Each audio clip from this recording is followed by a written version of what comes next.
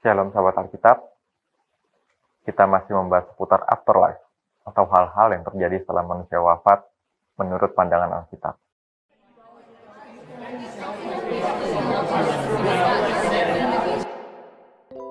Berturut-turut kita membahas neraka, lalu kehidupan kekal. Lalu bagaimana dengan surga? Ternyata ada pandangan cukup unik menurut tradisi Yahudi terkait surga. Mari kita bahas lengkapnya supaya kita tidak mudah tergiur janji-janji surga. Masyarakat Israel kuno membayangkan langit sebagai samudra raya di angkasa.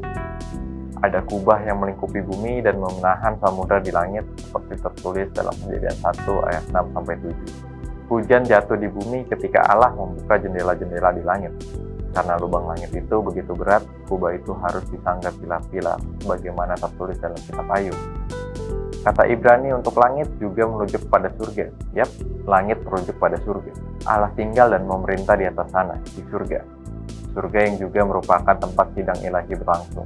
Beberapa nabi Israel diceritakan menerima penglihatan tentang Allah di surga. Salah satu contohnya adalah Nabi Elia yang diangkat ke surga dalam angin badai. Selain di Perjanjian Lama, ada juga kisah-kisah yang mirip dalam Perjanjian Baru. Ada kisah Rasul Paulus yang berbicara tentang pengalamannya diangkat ke tingkat yang ketiga dari surga.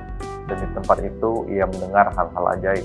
Lalu ada kisah Rasul Yohanes menerima penglihatan tentang surga, yang menyatakan rahasia tentang hal-hal yang akan datang, yang tertulis dalam kitab Wahyu. Nah, ada hal yang unik di sini.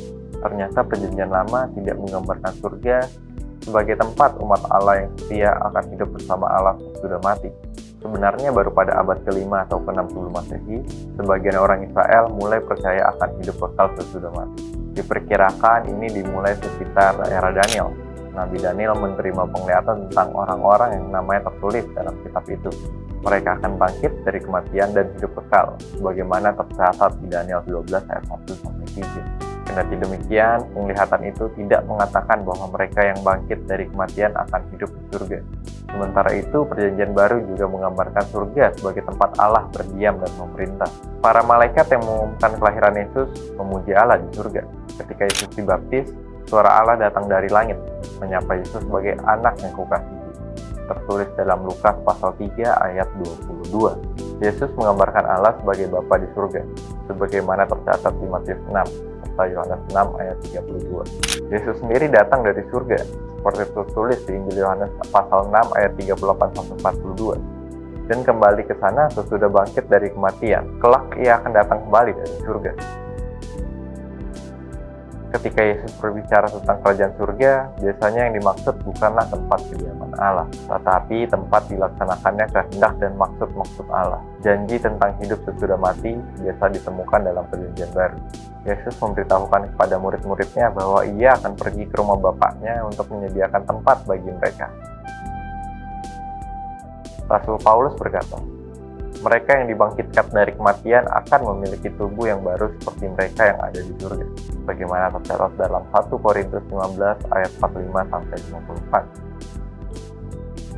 Paulus juga berkata bahwa orang-orang yang beriman kepada Kristus adalah warga surga. Kristus akan membuat tubuh duniawi mereka yang hina menjadi seperti tubuhnya yang mulia. Kitab-kitab Perjanjian Baru lainnya mengatakan bahwa langit dan bumi akan hancur dan diperbarui, sebagaimana tercatat di surat-surat dalam kitab Wahyu. Sahabat Alkitab, itulah sekelumit pandangan tentang surga di Alkitab. Semoga kita semuanya dari sini bisa masuk surga. Jadi mari terus menjadi orang yang beriman padanya, melakukan segala perintah dan ketetapannya supaya bisa jadi berkat selama kita hidup di dunia. Tetap semangat, jangan lupa saksikan program kami lainnya dalam kanal YouTube Lembaga Alkitab Indonesia. Salam Alkitab untuk semua, Tuhan Yesus memberkati.